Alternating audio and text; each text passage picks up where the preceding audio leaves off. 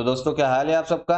अब देखिए इस वीडियो में ना हम लोग बात करेंगे उन गलतियों के बारे में जिस वजह से स्टूडेंट का भैया अटेम्प्ट भी खराब हो जाता है और उसका पूरे साल की मेहनत जो है ना पूरा साल भी उसका वेस्ट हो जाता है। ठीक है, इस चीज को आप लोग एक एग्जाम्पल से समझिए।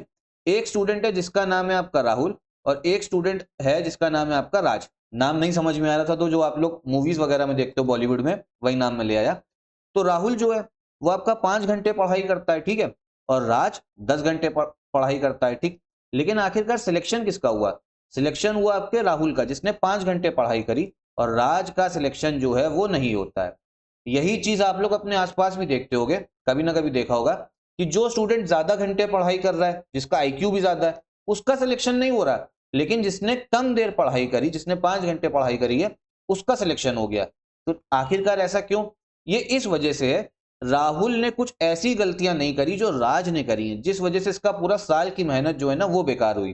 तो अगर आपको भी 2026 यूपी पीसीएस में फाइनल सिलेक्शन लेना है, प्री भी भैया क्लियर हो जाए, मेंस में अच्छे नंबर आ जाए, इंटरव्यू में भी बढ़िया नंबर आए और फाइनल आपको एक अच्छी पोस्ट मिल जाए, तो इन गलतियों को आपको नहीं करना है। क्योंकि भाई ज्यादातर स्टूडेंट जो है ना 90% स्टूडेंट, जो सीरियस स्टूडेंट है उसमें भी 90% स्टूडेंट जो है ना वो ये गलतियां करता है।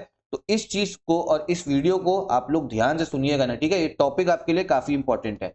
जो सबसे पहली गलती है वो है कि भैया पीवाईक्यू जो है उसको एनालाइज ही नहीं करेंगे, ठीक है। कुछ स्टूडेंट ऐसे होते हैं जो भैया ज्यादा जिनके पास दिमाग होता है, जो चीज उनको अच्छे समझ में आती है, वो पता है क्या कहते हैं? मैं ऐसे बहुत सारे लोग से मिल चुका हूं, वो कहते हैं हमको भाई पीवाईक्यू एनालाइज करने की जरूरत ही नहीं है, हमने जो बुक लिस्ट थी, जो सिलेबस था, हमने उसको अच्छे से पढ़ लिया भाई, अब चाहे आयोग हमसे जो भी पूछ ले। फिर जब वो पेपर देने जाते हैं ना, फिर वो कहते हैं अरे यार 2-3 नंबर से रह गया बॉर्डर पे। जो बॉर्डर लाइन वाले आपके स्टूडेंट होते हैं ना, जो 2-3 नंबर से रह जाते हैं। तो भाई देखो पीवाईक्यू से आपका फायदा क्या होता है? पहली चीज, आपको समझ में आता है ना आयोग कहां से क्वेश्चन पूछ रहा है, कहां से नहीं पूछ रहा है, ठीक है। अब उसके बाद में पीवाईक्यू जो है आपका रिपीट भी होता है, पीवाईक्यू से आपके क्वेश्चन जो है रिपीट भी होते हैं। 10 साल का पीवाईक्यू आप लोग यूपी पीसीएस का लगा सकते हो। अब पीवाईक्यू से समझ के आया, इसने राहुल ने क्या करा होगा, पीवाईक्यू को अच्छे से आपका एनालाइज करा होगा। तो इससे उसको ये पता लगा होगा कि आयोग जो है क्वेश्चंस कितने टफ पूछ रहा है, कितने कंसेप्चुअल पूछ रहा है, कितने फैक्चुअल पूछ रहा है, कितने मॉडरेट पूछ रहा है। इसको ये भी पता होगा कि आयोग जो है ना यूपीपीएससी आयोग क्या नहीं पूछ रहा है। और ये चीज जो है वो राज को नहीं पता थी। राज उसी में मेहनत करता रहा जो आयोग नहीं पूछता है। ये पता कैसे लगता है? ये पीवाईक्यू एनालाइज करके पता लगता है। इसने वहीं पे मेहनत करी, 5 घंटे मेहनत, जहां पर आयोग का फेवरेट टॉपिक है। जब आप पीवाईक्यू एनालाइज करोगे ना तो आपको समझ में आएगा। जैसे मॉडर्न हिस्ट्री में जो क्रोनोलॉजी आपकी है, अगर आपको इंपॉर्टेंट इवेंट्स की सिर्फ डेट भी याद है ना, जैसे सिविल डिसोबीडियंस मूवमेंट हो गया, पूना पैक्ट हो गया, ठीक है, राउंड टेबल कॉन्फ्रेंस, इनका ईयर भी याद है, तो इसी से 2-3 क्वेश्चन आ जाते हैं। मतलब और भी जितनी घटनाएं हैं सब याद है। डिटेल में भले ही ना आता हो लेकिन ईयर याद कर लो तो यहीं से 2-3 क्वेश्चन मिल जाते हैं, क्योंकि क्रोनोलॉजी में आते हैं। तो पीवाईक्यू की रेलिवेंस ये है आपकी, और साथ में रिपीट भी होते हैं। दूसरी गलती क्या है? एनसीईआरटी को इग्नोर करना। कहते हैं भाई एनसीईआरटी 9th-10th क्लास की एनसीईआरटी हम क्या करेंगे पढ़ के, हमको तो पीसीएस अधिकारी बनना है, ये सब एनसीईआरटी मत बताओ। भाई सबसे बड़ी भूल है, एनसीईआरटी आपका बेस बनाएगी, आपका कंसेप्ट बिल्डअप कराएगी, ठीक है। और इस बार यूपी पीसीएस 2025 प्रीलिम्स का जो एग्जाम है ना, इसमें डायरेक्ट डायरेक्ट क्वेश्चन जो है ना वो एनसीईआरटी से आए वर्ड टू वर्ड। मैं इस चीज को लेकर एक वीडियो भी बना चुका हूं, ठीक है, वो उसकी लिंक जो है डिस्क्रिप्शन बॉक्स में दे दूंगा, देखना जरूर। डायरेक्ट क्वेश्चंस आपको एनसीईआरटी से देखने को मिले वर्ड टू वर्ड, 9th की एनसीईआरटी, 10th की, 11th की, 12th की, ठीक है। अभी आके बुक लिस्ट भी है, मैं बुक लिस्ट भी बता दूंगा कौन सी आपको फॉलो करनी है। तो एनसीईआरटी को इग्नोर बिल्कुल ना करना। प्री में भी क्वेश्चन आते हो, मेंस में भी 11th-12th की एनसीईआरटी से मेंस में भी आपको डायरेक्ट जो है क्वेश्चंस देखने को मिलेंगे ठीक है। ज्योग्राफी में भी, हिस्ट्री में भी और इकोनॉमी में भी देखने को मिल सकते हैं। तो भाई इसको इग्नोर ना करना, बेस बनाएगा आपका, कंसेप्ट बनाएगा, ठीक है। उसके बाद में रिवीजन नहीं करेंगे। अब होता क्या है, कुछ स्टूडेंट की आदत ये होती है कि मान लो 8 घंटा पढ़ाई तो कर रहे, लेकिन वो कहते हैं ना हमें सिलेबस कंप्लीट करना, सिलेबस कंप्लीट करो, सिलेबस कंप्लीट करो, वो इसी दौड़ में लग जाते हैं। अब होगा क्या ना, सिलेबस आपने चलो मान लो कंप्लीट कर लिया, एग्जाम के 1 महीने पहले तक आपका पूरा सिलेबस जो है कंप्लीट हो गया, लेकिन रिवीजन ही नहीं करा। अब जब वो फिर से आपका रिवीजन करने बैठेगा ना ये स्टूडेंट, इसको लगेगा कि भाई ये तो मैंने कभी पढ़ाई करी नहीं, ये तो मैंने कभी पढ़ा नहीं, ये तो ऐसा लग रहा है पहली बार पढ़ रहे हैं। ऐसा आप लोग ने भी कभी कभी महसूस किया होगा, कुछ भी याद नहीं आएगा, ठीक है। और उस चक्कर में ना उसका कॉन्फिडेंस और गिरेगा, और फिर जो है पेपर भैया वो 1 महीना जो है ना वो टेंशन में रह के आपकी पढ़ाई करेगा। टेंशन में रह के अच्छे से पढ़ाई नहीं होती, ना ही प्रेशर में होती है, कूल माइंड होती है। तो रिवीजन जो है ना डेली करना है।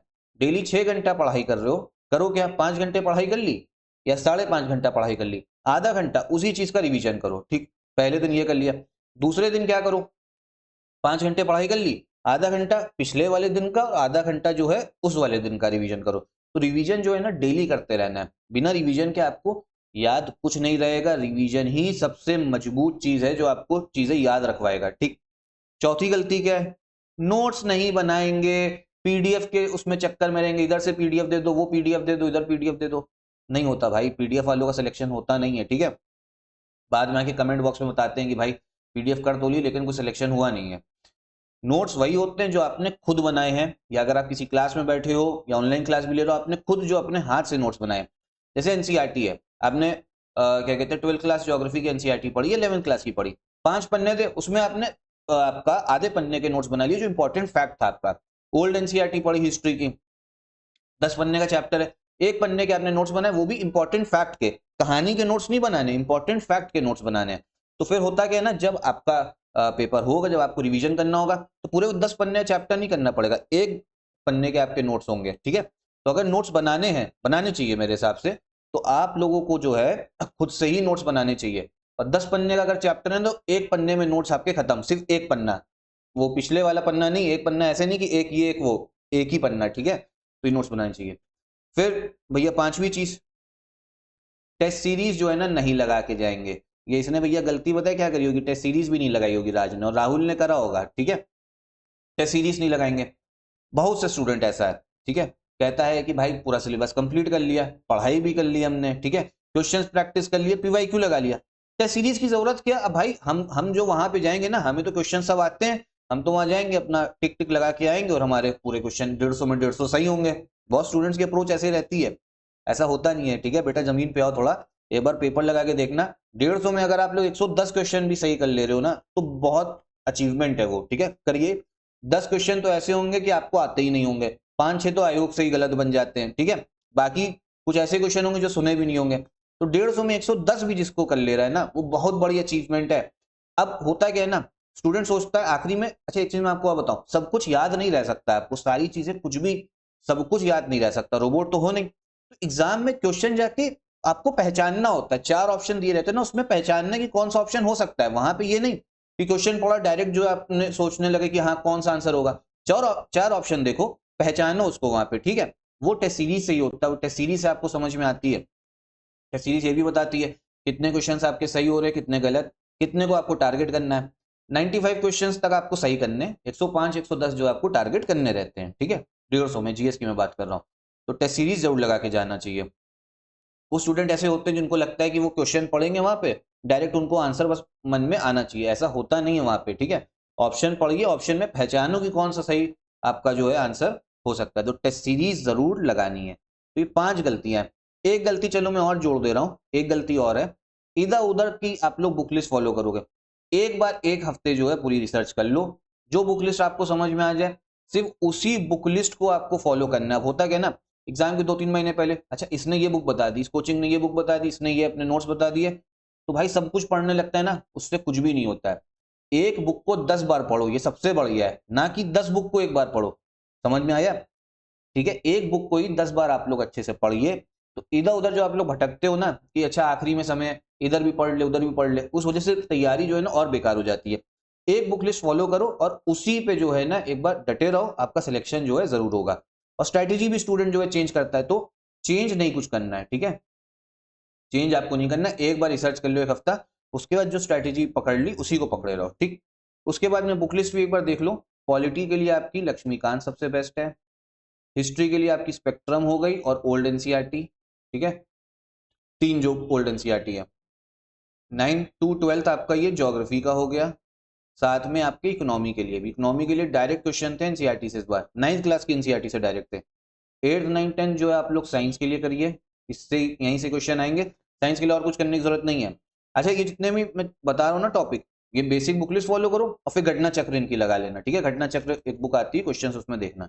नितिन सिंघानिया ये आपका मीन्स के लिए, जीएस पेपर 1 के लिए आप लोग मानिए आर्ट एंड कल्चर, अभी पढ़ना चाहते हो तो पढ़ सकते हो, वैसे अभी रहने दो।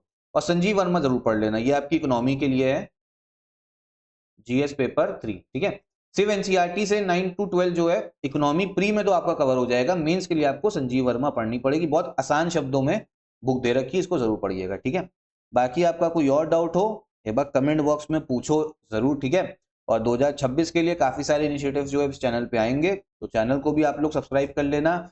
और कोई आपको चीज अच्छी लगी हो तो कमेंट बॉक्स में बताओ, कोई चीज बुरी लगी हो तो वो भी आप लोग अपना फीडबैक जो है दे सकते हैं।